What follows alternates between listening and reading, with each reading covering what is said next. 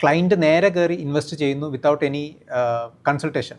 അങ്ങനെ വർക്ക് ചെയ്യുന്നതുകൊണ്ടാണ് നല്ല രീതിയിലുള്ളൊരു അഡോപ്ഷൻ അവിടെ വരുന്നത്, ഒരുപാട് പേര് വാങ്ങിക്കുന്നത്. ഇപ്പോൾ നോക്കിക്കഴിഞ്ഞാൽ ലാസ്റ്റ് 2 years ആയിട്ടൊന്ന് മാർക്കറ്റ് നോക്കിക്കഴിഞ്ഞാൽ ശരിക്കും പറഞ്ഞ ഒരു കൺസോൾട്ടേഷൻ ഫേസിലാണ് മാർക്കറ്റ്. ഒരു ചെറിയൊരു ബെയറിഷ് ഒരു ഹിൻഡ് കാണിക്കുന്നുണ്ട്. മാർക്കറ്റ് എപ്പോഴും മുകളിലോട്ട് മാത്രമല്ല പോവുക, അത് ഫ്ലാറ്റായിട്ടും പോവാം, ചിലപ്പോൾ അത് ബെയറിഷായിട്ട് താഴത്തോട്ടും പോവാം. അപ്പോൾ ആ ടൈമിലൊക്കെ ശരിക്കും പറഞ്ഞാൽ we have to stay invested. ഒന്ന് ലിക്വിഡിറ്റിയുടെ ഇഷ്യൂ, ഒന്ന് ട്രാക്കിംഗ് എററുമാണ്. ഗോൾഡ്, സിൽവറിനൊക്കെ ETFs അവൈലബിൾ ആണ്. ഈവൻ ഡെറ്റ് മാർക്കറ്റ്സിൽ നമുക്ക്, അതായത് ഫിക്സഡ് ഇൻകം ഇൻസ്ട്രുമെൻറ്റ്സിൽ നമുക്ക് ETFs അവൈലബിൾ ആണ്. അതായത് മ്യൂച്വൽ ഫണ്ട് നിങ്ങളുടെ ഒരു ഫസ്റ്റ് പ്രൊഡക്റ്റ് ആണ്, നിങ്ങൾക്ക് ഈ ഒരു മാർക്കറ്റിലേക്ക് എൻറ്റർ ചെയ്യണം, നിങ്ങൾക്ക് ഇക്വിറ്റിയിൽ ഒരു പാർട്ടിസിപ്പേഷൻ വേണം, പക്ഷേ റിസ്ക് എടുക്കാൻ താല്പര്യമില്ലെങ്കിൽ ഇൻഡെക്സ് ഫണ്ട്സ് ഒരു സ്റ്റാർട്ടിങ്ങിന് നല്ലതാണ്. നമസ്കാരം. വിപണി എപ്പോൾ ഉയരും എപ്പോൾ ഇടിയും എന്നത് അങ്ങനെ ആർക്കും പ്രവചിക്കാൻ കഴിയുന്നൊരു കാര്യമല്ല. അതുകൊണ്ട് തന്നെ സ്വാഭാവികമായി ഇവിടെ ഉയർന്നു വരാവുന്നൊരു ചോദ്യം, വിപണിയിൽ നിന്നും നല്ല സമയം നോക്കാതെ ഒരു സാധാരണ നിക്ഷേപകന് എങ്ങനെ സമ്പത്ത് സൃഷ്ടിക്കാൻ കഴിയുമെന്നതാണ്. ഈ ഒരു പശ്ചാത്തലത്തിലാണ് ഇപ്പോൾ ലോകമെങ്ങും പാസീവ് ഇൻവെസ്റ്റിംഗ് ശ്രദ്ധേയമാകുന്നത്. ഇന്ന് നമ്മൾ ചർച്ച ചെയ്യാൻ പോകുന്നത് പാസീവ് ഫണ്ടുകളും ETF-കളെയും കുറിച്ചാണ്. ഇവ എന്താണെന്നും ഇതിൻ്റെ നേട്ടങ്ങൾ എന്താണെന്നും എങ്ങനെ വ്യത്യാസപ്പെട്ടിരിക്കുന്നു എന്നുള്ള വിഷയങ്ങളാണ് ചർച്ച ചെയ്യുന്നത്. ഈ ഒരു വിഷയത്തിൽ നമ്മളോടൊപ്പം ഇന്ന് ചേരുന്നത് സെബി രജിസ്റ്റേർഡ് റിസർച്ച് അനലിസ്റ്റും ഇൻവെസ്റ്റ്മെൻറ്റ് അഡ്വൈസറുമായ ബാലേന്ദ്രൻ ബിശ്വറാമാണ്. നമസ്കാരം. നമസ്കാരം. അപ്പം ആദ്യമായിട്ട് പറയുകയാണെങ്കിൽ എന്താണ് പാസീവ് ഇൻവെസ്റ്റിംഗ്, ആക്റ്റീവ് മാനേജ്ഡ് ഫണ്ടുമായിട്ട് ഇതെങ്ങനെ വ്യത്യാസപ്പെട്ടിരിക്കും? മ്യൂച്വൽ ഫണ്ട്സ് ലോഞ്ച് ചെയ്ത സമയത്ത് കൂടുതലും ആക്റ്റീവ് ഫണ്ട്സ് ആയിരുന്നു ഉണ്ടായിരുന്നത്. ആക്റ്റീവ് ഫണ്ട്സ് എന്ന് പറയുമ്പോൾ ഒരു മാനേജർ, ഒരു ഫണ്ട് മാനേജർ എൻ്റെ കൂടെ ഉണ്ട്, ഒരു റിസർച്ച് ആയിട്ടുള്ള ടീമുണ്ട്. അപ്പോൾ ഇവരാണ് ശരിക്കും പറഞ്ഞാൽ ഏതൊക്കെ സ്റ്റോക്സ് വാങ്ങിക്കണം, അല്ലെങ്കിൽ ബോണ്ട്സ് വാങ്ങിക്കണോ, ഗോൾഡിൽ ഇൻവെസ്റ്റ് ചെയ്യണോ എന്നുള്ളതിൻ്റെ അതിൻ്റെ ഘടന അത് വളരെ ആക്റ്റീവായിട്ടാണ് അവർ മാനേജ് ചെയ്തുകൊണ്ടിരുന്നത്. ഇൻഡെക്സ് ഇൻവെസ്റ്റിംഗ് അല്ലെങ്കിൽ പാസീവ് ഇൻവെസ്റ്റിംഗ് എന്ന് പറയുമ്പോൾ നമ്മുടെ ഒരു ബെഞ്ച് മാർക്ക് സൂചികയുണ്ട്. ഇപ്പോൾ നമ്മുടെ നാട്ടിൽ നിഫ്റ്റി, സെൻസെക്സ് പോലത്തുള്ള സൂചികളുണ്ട്. ആ സൂചികനെ അതേപോലെ റെപ്ലിക്കേറ്റ് ചെയ്യുന്നു, അതേപോലെ മിറർ ചെയ്യുന്ന ഒരു കൺസെപ്റ്റാണ്. അപ്പോൾ ആ ഒരു കേസിൽ വരുമ്പോൾ ഒരു ആക്റ്റീവായിട്ടുള്ളൊരു ഫണ്ട് മാനേജ്മെൻറ്റിന് ആവശ്യമില്ല, റിസർച്ചിൻ്റെ ആവശ്യമില്ല, മാർക്കറ്റ് ടൈം ചെയ്യേണ്ട കാര്യമില്ല. ഒരു സാധാരണ നിക്ഷേപകനും വേണം വിപണിയിലോട്ട് എൻ്റർ ചെയ്യാൻ പറ്റുന്നൊരു സാഹചര്യം. ഒരു സാധാരണ ഒരു ഇൻവെസ്റ്ററിനെ സംബന്ധിച്ച് നോക്കിക്കഴിഞ്ഞാൽ പ്രത്യേകിച്ച് ഒരു റിസ്ക് എടുക്കേണ്ട കാര്യമില്ല, ടൈം ചെയ്യേണ്ട കാര്യമില്ല. എപ്പോൾ വേണമെങ്കിലും മാർക്കറ്റിലേക്ക് ഇറങ്ങിക്കഴിഞ്ഞാൽ നമ്മുടെ നിഫ്റ്റി എന്ത് റിട്ടേൺസ് തരുന്നു അതേ റിട്ടേൺസ് അവർക്ക് എക്സ്പെക്ട് ചെയ്യാം. അതാണ് അതിനുള്ള അഡ്വാൻറ്റേജ്. പക്ഷേ നമ്മളൊരു ലോങ് ടൈം ഒരു ഹിസ്റ്ററി നോക്കുമ്പോൾ പലപ്പോഴും ആക്റ്റീവ്ലി മാനേജ്ഡ് ഫണ്ടുകളെക്കാട്ടും പാസീവ് ഫണ്ടുകൾ മികച്ച പ്രകടനം കാഴ്ചവെക്കുന്നതായിട്ട് കണ്ടിട്ടുണ്ട്. അതിൻ്റെ പ്രധാനപ്പെട്ട കാരണങ്ങൾ എന്തൊക്കെയായിരിക്കും? ഇത് ഏറ്റവും കൂടുതൽ ഒബ്വിയസ് US പോലത്തുള്ള മാർക്കറ്റിലാണ്. അവിടെ ഒരു 70 to 80% ഓഫ് ഈ ആക്റ്റീവ് ഫണ്ടുകൾ ഈ പാസീവ് ഫണ്ട്സിനേക്കാളും മോശമാണ് അവരുടെ റിട്ടേൺസ്. ഇതിൻ്റെ ഏറ്റവും വലിയ ഫാക്ടർ എന്ന് പറയുന്നത് അതിൻ്റെ കോസ്റ്റ് കൊണ്ടാണ്. അതായത് ഒരു ആക്റ്റീവ് ഫണ്ട് മാനേജ്മെൻറ്റിന് ഒരു ഫണ്ട് മാനേജർ ഉള്ളതുകൊണ്ട്, ഒരു റിസർച്ച് ടീം ഉള്ളതുകൊണ്ട് അതിന് ഒരുപാട് എക്സ്പെൻസസ് വരുന്നുണ്ട്. കാര്യം അവർക്ക് സാലറി കൊടുക്കണം, അവർക്ക് വേണ്ട റിസർച്ചിനായിട്ടുള്ള ടൂൾസ് വേറെ വേണം, സൂപ്പർ കമ്പ്യൂട്ടേഴ്സ് വേണം. അപ്പോൾ ഇതിൻ്റെയൊക്കെ ഉള്ള കോസ്റ്റ്, ഒരു ഓവർ ഹെഡ് കൂടുതലാണ്. പാസീവ് ഇൻവെസ്റ്റിങ്ങിൽ ഇതൊന്നും ഇല്ലാത്ത കാരണം ആ കോസ്റ്റ് അവർക്ക് സേവ് ചെയ്യാം. ഈ കോസ്റ്റിൻ്റെ ബെനിഫിറ്റ് തിരിച്ച് ഇൻവെസ്റ്റർക്ക് തിരിച്ച് കിട്ടുന്നു. അതാണ് എൻ്റെ ബെനിഫിറ്റ്. ഇപ്പോൾ ഈ ഒരു പശ്ചാത്തലത്തിൽ നോക്കുകയാണെങ്കിൽ ഡയറക്റ്റ് പ്ലാനും റെഗുലർ പ്ലാനും, അപ്പോൾ അവിടെയും ഈ പറഞ്ഞ രീതിയിലൊരു ഫൈനലായിട്ട് വരുന്ന റിട്ടേണിൻ്റെ അതൊരു വ്യത്യാസം ഉണ്ടാകാനുള്ള സാധ്യതയുണ്ടോ? റെഗുലർ പ്ലാൻ എന്ന് പറയുമ്പോൾ നമ്മൾ ഒരു മ്യൂച്വൽ ഫണ്ട് ഡിസ്ട്രിബ്യൂട്ടർ വഴിയോ അല്ലെങ്കിൽ നമ്മുടെ തൊട്ടടുത്തുള്ള ഒരു ബ്രോക്കർ വഴിയോ ബാങ്ക് വഴിയോ ഒക്കെ എടുക്കുന്ന മ്യൂച്വൽ ഫണ്ട് സ്കീംസിനാണ് നമ്മൾ റെഗുലർ ഫണ്ട്സ് എന്ന് പറയുന്നത്. ഡിറക്റ്റ് എന്ന് പറയുമ്പോൾ ഈ AMCയുടെ തന്നെ അവരുടെ വെബ്സൈറ്റ് വഴി അല്ലെങ്കിൽ നിങ്ങൾക്ക് പുതിയ ന്യൂ ജനറേഷൻ ബ്രോക്കേഴ്സ് വഴി ഓൺലൈനായിട്ട് വാങ്ങിക്കുന്ന മ്യൂച്വൽ ഫണ്ട് സ്കീംസ് തന്നെയാണ് ഡിറക്റ്റ് എന്ന് പറയുന്നത്. ഇതിൻ്റെ രണ്ടിൻ്റെ വ്യത്യാസം എന്താണെന്ന് പറഞ്ഞു കഴിഞ്ഞാൽ ഒരു കോസ്റ്റ് സ്ട്രക്ചറിൽ ഒരു ഹ്യൂജ് ഡിഫറൻസ് ഉണ്ട്. പക്ഷേ നിങ്ങളൊരു ഡയറക്റ്റ് ഫണ്ട് എടുക്കുമ്പോൾ നിങ്ങൾക്കൊരു അഡ്വൈസറോ അല്ലെങ്കിൽ ഒരു മ്യൂച്വൽ ഫണ്ട് ഡിസ്ട്രിബ്യൂട്ടറോ നിങ്ങൾക്കൊരു ഹെൽപ്പിന് ഇല്ല എന്നുള്ളതാണ് അവിടുത്തെ ഒരു ചലഞ്ച്. അപ്പോൾ അതിന് പ്ലസ്സും ഉണ്ട് മൈനസും ഉണ്ട്. ചിലപ്പോൾ അങ്ങനെ വരികയാണെങ്കിൽ അപ്പോൾ ഒരു തിരഞ്ഞെടുക്കുന്നതിന് ഒരു ഫിനാൻഷ്യൽ ഒരു അഡ്വൈസറിൻ്റെ ആവശ്യമുണ്ട്. ഒരു സാധാരണ ഒരു ശരാശരി വിപണിയെ പറ്റിയിട്ടുള്ള ധാരണയുള്ള ഒരു നിക്ഷേപത്തിന് ചെയ്യാൻ പറ്റുന്ന കാര്യമാണോ? നമ്മുടെ മാർക്കറ്റിൽ, ഇന്ത്യ പോലത്തുള്ള മാർക്കറ്റിൽ ഈ ഒരു മ്യൂച്വൽ ഫണ്ട് ഡിസ്ട്രിബ്യൂട്ടറോ അല്ലെങ്കിൽ ഒരു ഫിനാൻഷ്യൽ അഡ്വൈസറൊക്കെ വളരെ ഇമ്പോർട്ടൻ്റ് ആയിട്ടുള്ളൊരു റോള് വഹിക്കുന്ന ആൾക്കാരാണ്. കാരണം നമുക്കെല്ലാവർക്കും അറിയാമല്ലോ, എല്ലാവർക്കും മ്യൂച്വൽ ഫണ്ടിൽ ഇടുന്നേക്കാളും കൂടുതൽ താല്പര്യം ഫിക്സ്ഡ് ഡെപ്പോസിറ്റിൽ കൊണ്ട് പൈസ ഇടാനാണ്, ചിട്ടിയിലിടാനാണ്, അല്ലെങ്കിൽ ട്രഡീഷണൽ ആയിട്ടുള്ള പ്രൊഡക്ട്സിലിടാനാണ് അവർക്ക് കൂടുതൽ താല്പര്യം. അപ്പോൾ ഇവരെ ഒരു പുതിയ ബെറ്റർ പ്രൊഡക്റ്റ് ഉണ്ട്, അല്ലെങ്കിൽ കുറച്ചും കൂടി റിസ്ക് കൂടുതൽ എടുക്കാം പക്ഷേ കൂടുതൽ റിട്ടേൺസ് കിട്ടാനുള്ള സാധ്യതയുള്ള പ്രൊഡക്ട്സ് ഉണ്ടെന്ന് പറഞ്ഞ് കൺവിൻസ് ചെയ്യാനും അവരുടെ കൂടെ നിൽക്കാനും ഒരു മെൻറ്റർ വേണം, ഒരു അഡ്വൈസർ വേണം. അപ്പോൾ ശരിക്കും പറഞ്ഞു കഴിഞ്ഞാൽ ഒരു റെഗുലർ മ്യൂച്വൽ ഫണ്ട് അല്ലെങ്കിൽ ഒരു direct mutual fund with an advisor, അതാണ് ശരിക്കും പറഞ്ഞാൽ കൂടുതൽ ബെറ്റർ. ഇപ്പോൾ നമ്മൾ ഗ്ലോബലി നോക്കുകയാണെങ്കിലും ഒരു പാസീവ് ഫണ്ടുകളിൽ ഇൻവെസ്റ്റ്മെൻറ്റൊക്കെ ഒരു പോപ്പുലറായി വരുന്ന കാണാനുണ്ട്. ഇപ്പോൾ ഇന്ത്യയിൽ നോക്കുകയാണെങ്കിലും 2024 ഡിസംബറിൽ നോക്കുമ്പം അതിൻ്റെ ഒരു AUM പാസീവ് ഫണ്ടിൻ്റെ AUM നോക്കും 10 ലക്ഷം കോടിയായിരുന്നു. ഇപ്പോൾ 2025 ഡിസംബർ, അതായത് ഒരു വർഷം കഴിഞ്ഞപ്പോഴത്തേക്ക് 14 ലക്ഷം കോടി കഴിഞ്ഞിരിക്കുന്നു. ഒരു നിയർലി 40% ഗ്രോത്ത്. ഇപ്പോൾ ഇത്രത്തോളം ഇതൊരു പാസീവ് ഫണ്ടിലേക്ക് അല്ലെങ്കിൽ ഇൻവെസ്റ്റിങ്ങിൻ്റെ ഒരു മൊമെൻറ്റം കിട്ടാൻ അല്ലെങ്കിൽ ആ ഒരു ഇത്ര ഒരു പോപ്പുലർ ആണ് ഇപ്പോൾ ഒരു പ്രധാനപ്പെട്ട കാരണങ്ങൾ എന്താണ്? മാർക്കറ്റിൻ്റെ വോളറ്റിലിറ്റി ആണോ? എന്താണ് ഇതിൻ്റെ ഒരു പ്രധാനപ്പെട്ട റീസൺ? ഇതിൻ്റെ ഏറ്റവും വലിയ റീസൺ എന്ന് പറയുന്നത് ഫിനാൻഷ്യൽ ലിറ്ററസി ഇമ്പ്രൂവ് ആയി, നമ്മുടെ ഡിജിറ്റൽ ലിറ്ററസി ഇമ്പ്രൂവ് ആയി എന്ന് പറയാം. എല്ലാവരുടെയും കയ്യിൽ സ്മാർട്ട് ഫോൺ ഉണ്ട്, നമുക്ക് മൊബൈൽ വഴി ഇഷ്ടംപോലെ ആപ്സ് ഡൗൺലോഡ് ചെയ്ത് നേരെ ഇൻവെസ്റ്റിംഗ് സ്റ്റാർട്ട് ചെയ്യാം. അവിടെ ഒരു റിസ്ക് പ്രൊഫൈലിങ്ങോ പലരൊന്നും ചെയ്യുന്നില്ല. അതായത് ഒരു ജോലിയുള്ള ഒരാൾ, ഒരു കോർപ്പറേറ്റിൽ വർക്ക് ചെയ്യുന്ന ഒരാൾക്ക് എത്ര ശതമാനം ഇൻവെസ്റ്റ് ചെയ്യണമെന്നൊന്നും അറിയത്തില്ല. നേരെ കയറി അവർക്ക് തോന്നുന്ന പോലെ അവർ ഇൻവെസ്റ്റ് ചെയ്യാണ്. അപ്പോൾ ഈ AUMൻ്റെ ഒരു കൂടിയ ഭാഗവും ശരിക്കും പറഞ്ഞു കഴിഞ്ഞാൽ അവർ ഒരു ക്ലയൻറ്റ് നേരെ കയറി ഇൻവെസ്റ്റ് ചെയ്യുന്നു വിത്തൗട്ട് എനി കൺസൾട്ടേഷൻ. അങ്ങനെ വർക്ക് ചെയ്യുന്നതുകൊണ്ടാണ് നല്ല രീതിയിലുള്ളൊരു അഡോപ്ഷൻ അവിടെ വരുന്നത്, ഒരുപാട് പേര് വാങ്ങിക്കുന്നത്. ചിലപ്പോൾ ഇതൊരു താൽക്കാലിക ട്രെൻഡായിട്ട് പോകും, ഇതൊരു ലോങ് ടൈം ട്രെൻഡായിട്ട് സസ്റ്റെയിൻ ചെയ്യാൻ കഴിയുമോ? ഇത് ലോങ് ടേം ട്രെൻഡായിട്ട് സസ്റ്റെയിൻ ആവും. കാരണം എപ്പോഴാണെന്ന് വെച്ച് കഴിഞ്ഞാൽ ഈ ഇൻവെസ്റ്റ് ചെയ്യുന്ന ആൾക്കാർക്ക് ഒരു പോസിറ്റീവ് റിട്ടേൺസ് കിട്ടി തുടങ്ങിക്കഴിഞ്ഞാൽ ആ ഒരു ട്രെൻഡ് അത് പിക്കപ്പ് ചെയ്യും. ആൻഡ് താങ്ക്ഫുള്ളി കോവിഡിന് ശേഷം കയറിയ ഒരുപാട് പേർക്ക് ഒരു 2024 വരെ ഒരു പോസിറ്റീവ് റിട്ടേൺസ് ആയിരുന്നു ഉണ്ടായിരുന്നത്. ഇപ്പോൾ നോക്കിക്കഴിഞ്ഞാൽ ലാസ്റ്റ് 2 years ആയിട്ടൊന്ന് മാർക്കറ്റ് നോക്കിക്കഴിഞ്ഞാൽ ശരിക്കും പറഞ്ഞ ഒരു കൺസോൾട്ടേഷൻ ഫേസിലാണ് മാർക്കറ്റ്. ഒരു ചെറിയൊരു ബെയറിഷ് ഒരു ഹിൻഡ് കാണിക്കുന്നുണ്ട്. ആ ഒരു ടൈമിൽ ഈ നേരെ വന്നേക്കുന്ന ഡയറക്റ്റ് ഇൻവെസ്റ്റ് ചെയ്തേക്കുന്ന ആൾക്കാർക്കൊക്കെ ഒരു ഡൗട്ട് വന്നിട്ടുണ്ടാവും, ഒരു സെൽഫ് ഡൗട്ട് വരും. ഇത് ഞാൻ ഹോൾഡ് ചെയ്യണോ, റീറ്റെയിൻ ചെയ്യണോ, അതോ സെൽ ഓഫ് ചെയ്യണോ എന്നുള്ളൊരു പ്രോബ്ലം വരും.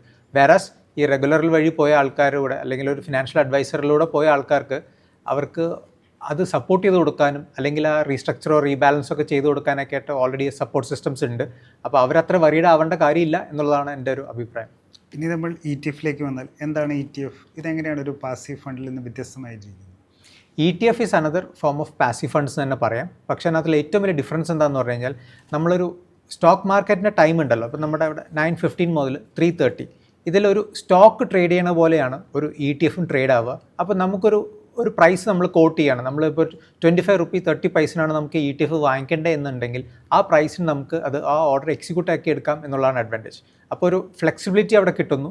കുറച്ചും കൂടി ആക്റ്റീവായിട്ടുള്ള ഒരു ഇൻവെസ്റ്റിംഗ് ചെയ്യുന്ന ആൾക്കാർക്ക് ഒരു പാസീവ് ഫണ്ട്, ഒരു ഇൻഡെക്സ് ഫണ്ട് വാങ്ങിക്കുന്നതിനേക്കാളും കുറച്ചും കൂടി ബെറ്റർ ETFs വാങ്ങിക്കുന്നതാണ്. ആൻഡ് ഒരു അഡീഷണൽ അഡ്വാൻറ്റേജും കൂടി ഉണ്ട്. ഇതിൻ്റെ കോസ്റ്റ് സ്ട്രക്ചർ വീണ്ടും കുറവാണ്. മേ ബി ഒരു 25-30% ഒരു ഇൻഡെക്സ് ഫണ്ടിനേക്കാളും കോസ്റ്റ് കുറവാണ് ഒരു ETFസിൽ വരിക. പാസീവ് ഫണ്ടിനെക്കാട്ടും കുറവായിരിക്കും ETF. കറക്റ്റ്. എപ്പോൾ വേണേൽ വാങ്ങുകയും വിൽക്കുകയും ചെയ്യും. റൈറ്റ്. അപ്പോൾ ഇതിനകത്തുള്ള ഡിഫറൻസ്, ഒരു ഇമ്പോർട്ടൻറ്റ് ഡിഫറൻസ് കൂടി ഉണ്ട്. നമ്മളിപ്പോൾ ഒരു ഇൻഡെക്സ് ഇൻവെസ്റ്റർ ആണ്, ഒരു ഇൻഡെക്സ് ഫണ്ട് വാങ്ങിക്കുന്ന ഒരാളാണെങ്കിൽ ആ മ്യൂച്വൽ ഫണ്ടിൻ്റെ എൻഡ് ഓഫ് ഡേയിലുള്ളൊരു NAV ആണ് ശരിക്കും പറഞ്ഞാൽ അലോട്ട് ആവുക. അവിടെ ഒരാൾക്ക് കൺട്രോൾ ഇല്ല എത്രയായിരിക്കും ആ NAV എന്നുള്ളത്.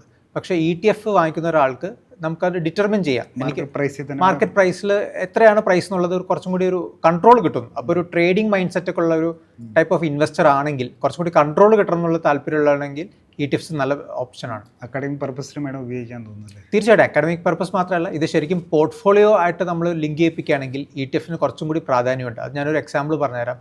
ഇപ്പോൾ എൻ്റെ കയ്യിൽ ഒരു 5 IT സ്റ്റോക്സ് ഉണ്ട്. അപ്പോൾ എനിക്ക് IT സ്റ്റോക്സിൻ്റെ കൂടെ എനിക്ക് ഫാർമസ്യൂട്ടിക്കൽസ് കുറച്ച് കമ്പനീസും കൂടെ എനിക്ക് വാങ്ങിക്കണം. പക്ഷേ ഞാനൊരു IT ബാക്ക്ഗ്രൗണ്ടുള്ള ഒരാളാണെന്ന് വിചാരിക്കുക, എനിക്ക് ഫാർമ കമ്പനീസ് ഒന്നും അറിയത്തില്ല.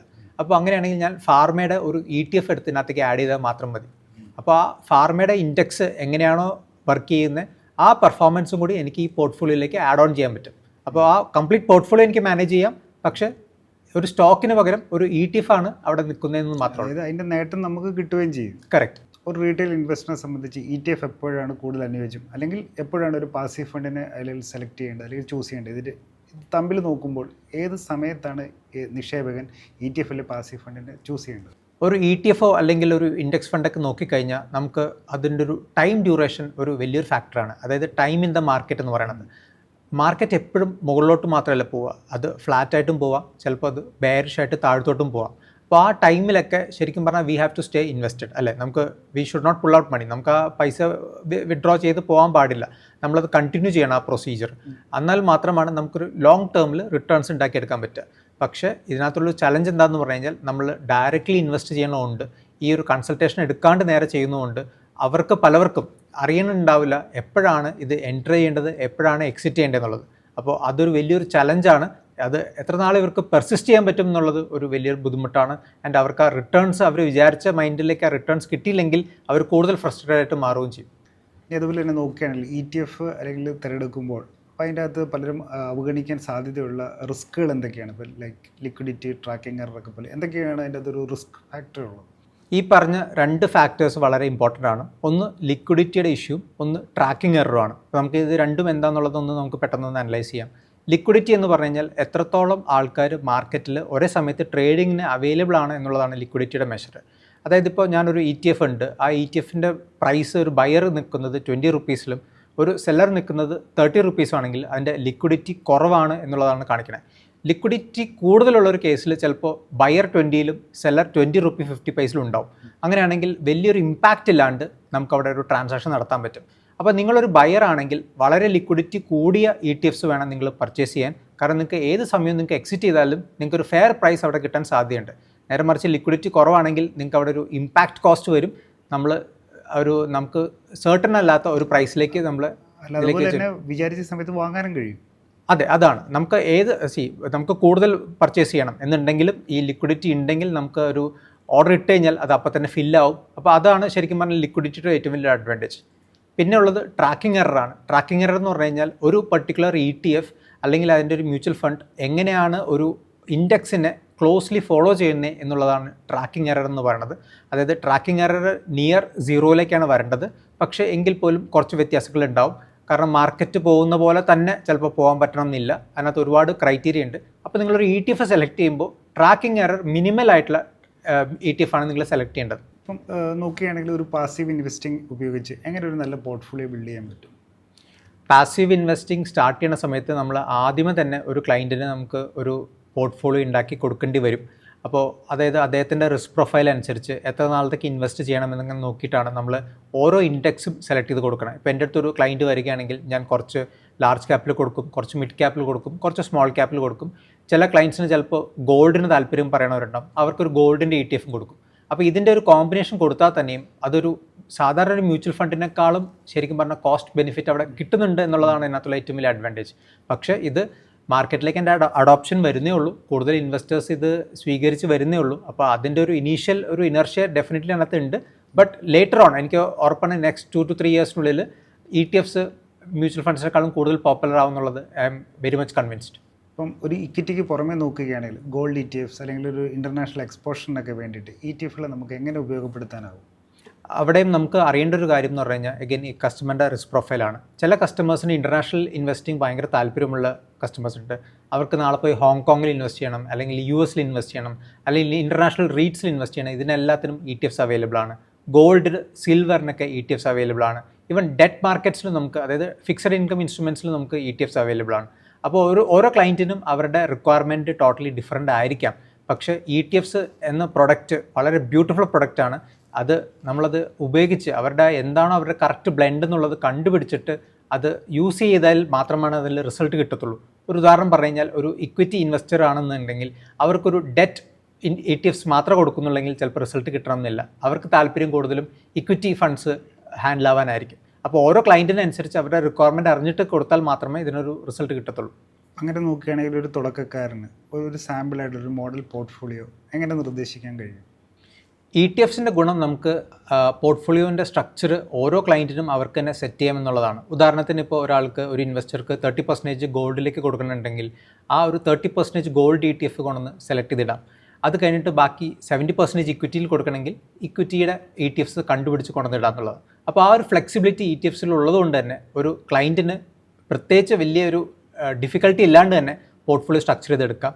ഇതല്ലാണ്ട് നിങ്ങളൊരു പ്രൊഫഷണൽ ഫിനാൻഷ്യൽ അഡ്വൈസറിൻ്റെ അടുത്ത് പോയി കഴിഞ്ഞാൽ അവരുടെ കയ്യിൽ കുറച്ച് മോഡൽ പോർട്ട്ഫോളിയോസ് ഉണ്ടാവും. ഇപ്പോൾ ഓരോ ഏജ് ഗ്രൂപ്പിനുള്ളത് ഉണ്ടാവും, ഓരോ ലൈഫ് സൈക്കിളിനുള്ളതും ഉണ്ടാവും. അപ്പോൾ അവരും അത് ഉണ്ടാക്കി തരുമ്പോൾ നിങ്ങൾക്ക് വേണമെങ്കിൽ കമ്പയർ ചെയ്ത് നിങ്ങൾക്കത് കുറച്ചും കൂടി അസസ് ചെയ്യാൻ പറ്റും.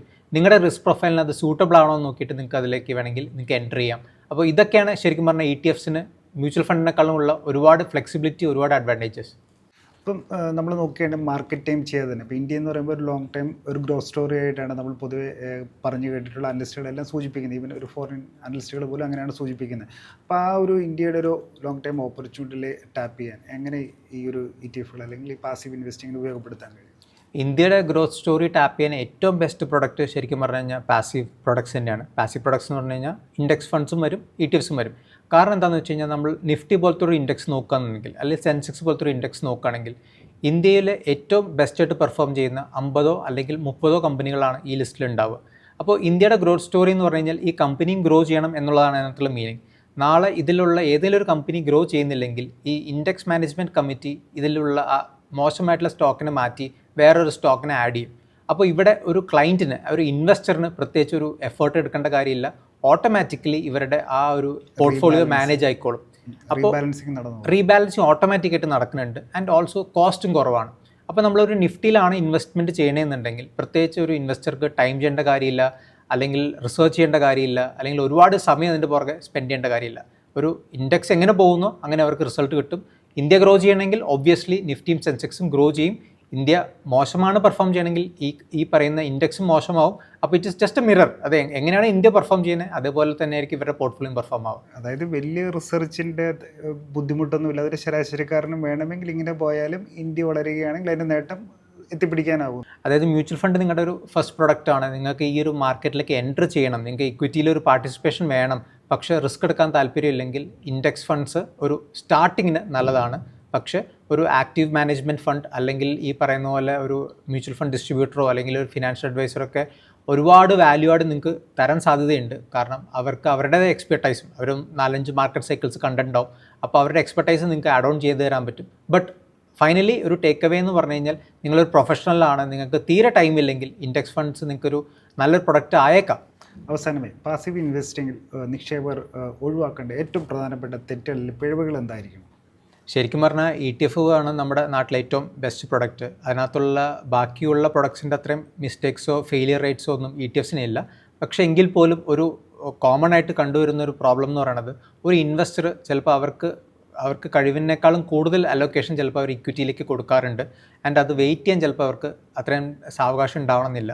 അങ്ങനെയാണെങ്കിൽ അതൊന്ന് ചെക്ക് ചെയ്യുക എന്നുള്ളതാണ്. കാരണം ETF ആണെങ്കിൽ പോലും നമ്മുടെ നിഫ്റ്റിനെയോ അല്ലെങ്കിൽ സെൻസെക്സ് പോലത്തുള്ള സൂചികേനെ പിന്തുടരുന്നു. അപ്പോൾ അത് നാളെ ക്രാഷ് ചെയ്ത് കഴിഞ്ഞാൽ നിങ്ങളുടെ ഇൻവെസ്റ്റ്മെൻറ്റിനെ അതേപോലെ അത് ബാധിക്കാം.